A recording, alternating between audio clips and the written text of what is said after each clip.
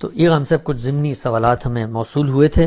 اب میں چاہوں گا کہ جو پورا نقطہ نظر ہے داڑھی کے متعلق اس کا آپ اگر خلاصہ کریں، یہ بتانا چاہیں کہ داڑھی کی دینی حیثیت کیا ہے، تو آپ کیا کہیں گے؟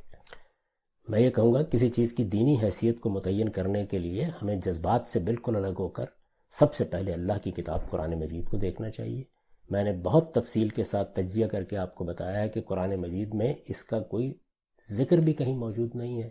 یہ بات کہ فلاں پیغمبر نے داڑھی رکھی ہوئی تھی، یہ داڑھی کے حکم کو بیان کرنے کا اسلوب نہیں ہوتا، یہ تو ایک بیان واقعہ ہے، اور اس طرح کا ذکر کہیں بھی آ سکتا ہے. کوئی چیز بھی کسی جگہ اس ذیل کی بیان نہیں ہوئی. جن لوگوں نے بعض آیات سے ضمنی استدلال کیا اس کی غلطی ہم نے واضح کر دی اور یہ بتایا کہ اس میں انسان کی وہ فطرت زیر بحث ہے جو دین کی بنیاد بنتی، یعنی تزکیہ، یعنی اخلاقی تطہیر، یعنی اللہ کا تصور، یعنی ربوبیت کا اقرار. وہ چیزیں ہیں جو وہاں زیر بحث ہیں. اسی طرح سے اگر اس کے تحت بھی کچھ چیزوں کو دیکھنا ہے فطرت کی حیثیت سے، تو یہ دیکھا جائے گا کہ مجھے خدا نے مرد بنایا ہے، کسی کو عورت بنایا ہے، اسے اپنی اس حیثیت کو تبدیل کر کے اللہ تعالیٰ کے ساتھ سرکشی نہیں اختیار کرنی چاہیے. ہمیں کچھ اللہ تعالیٰ نے بال اگائے ہیں، ان میں سینے پر بھی ہوتے ہیں، جسم کے دوسرے حصوں پر بھی ہوتے ہیں، زیر ناک بھی ہوتے ہیں، سر پر بھی ہوتے ہیں. ان کی تراش کیا رکھنی ہے کیا نہیں رکھنی، یہ انسان کے ذوق پر چھوڑ دیا گیا ہے. اس کا فطرت کے انحراف سے سرے کوئی تعلق ہی نہیں ہے. تو اس کی غلطی واضح کی گئی.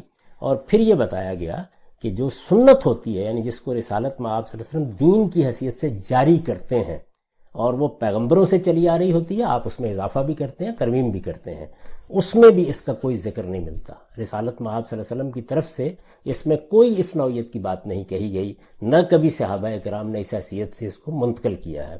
کچھ روایات ہیں، ان روایات میں رسالت میں آپ صلی اللہ علیہ وسلم نے بعض صحابہ کو بعض چیزوں کی طرف توجہ دلائی ہے. اس کو لوگوں نے غلطی سے سمجھا ہے کہ یہ داڑھی رکھنے کا حکم ہے.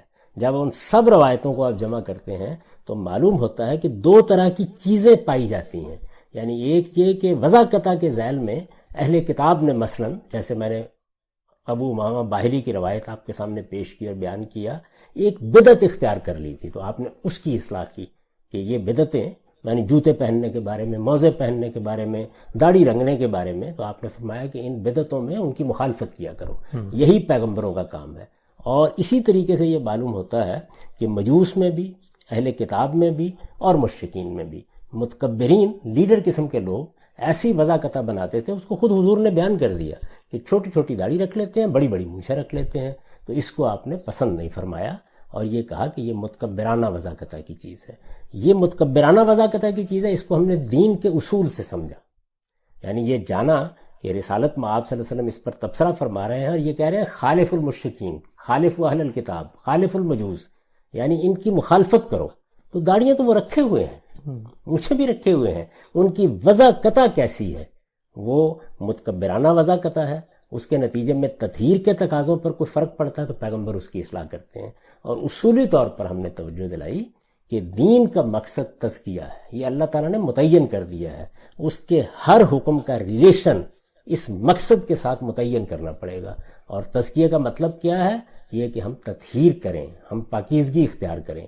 چنانچہ میں نے آپ کو بتایا کہ جب بھی دین کا آپ استقصاء کرتے ہیں اور اس کے احکام کو دیکھتے ہیں، وہاں احکام زیر بحث ہیں. یعنی ایک تو ایمان اور عقائد کی چیزیں ہیں نا، وہ الگ ہیں.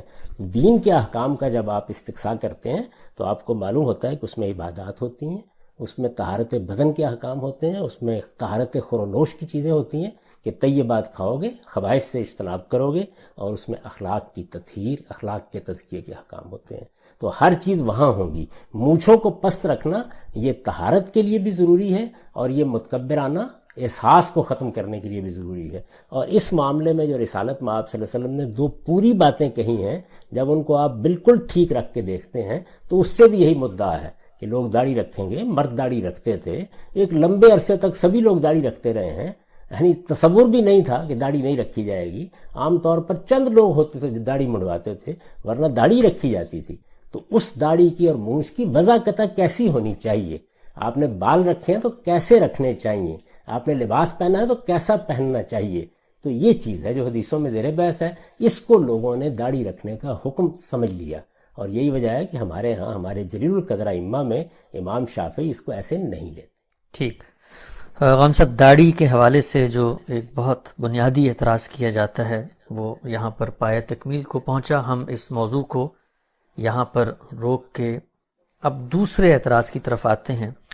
اور میرا احساس یہ ہے کہ جس طریقے سے داڑھی ایک بہت ہی حساسیت رکھتی ہے مسلمت امہ کے نزدیک مردوں کی حیثیت سے، اسی طرح سے جو دوسرا مسئلہ ہے وہ ہے عورتوں کے پردے سے متعلق. تو اس حساسیت کا آپ ذکر کرتے ہیں صرف بر صغیر میں.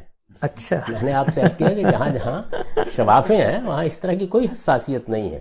آپ جائیں مراکش میں، آپ جائیں مصر میں، آپ کو مساجد کے ائمہ ملیں گے جن کی کوئی داڑھی نہیں ہے. اور دنیا کی اقوام میں عرض کر چکا ہوں کہ بہت بڑی تعداد ہے، یعنی 1 2 نہیں، 4 5 نہیں، کروڑوں کی تعداد میں ہے جن کی داڑھی ہوتی ہی نہیں. تو ان کے حساسیت بھی نہیں ہے. تو اس وجہ سے یہ ہوتا نہیں اس طریقے سے. ٹھیک.